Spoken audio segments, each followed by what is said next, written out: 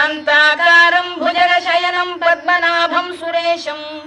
विश्वाधारं गगनसदृशं मेघवर्णं शुभांगम् लक्ष्मीकान्तं कमलनयनं योगिधृध्यानगम्यं वन्दे विष्णुं भवभयहरं सर्वलोकैकनाथम्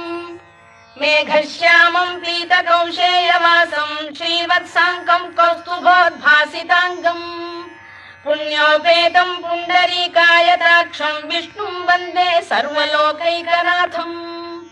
नमः समस्तभूतानामादिभूताय भूभृते अनेकरूपरूपाय विष्णवे प्रभविष्णवे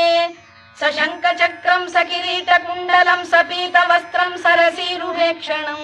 सहारवक्षस्थलशोभिकौस्तुभं नमामि विष्णुं शिरसा चतुर्भुजम् छायायां पारिजातस्य हेमसिंहासनोपरि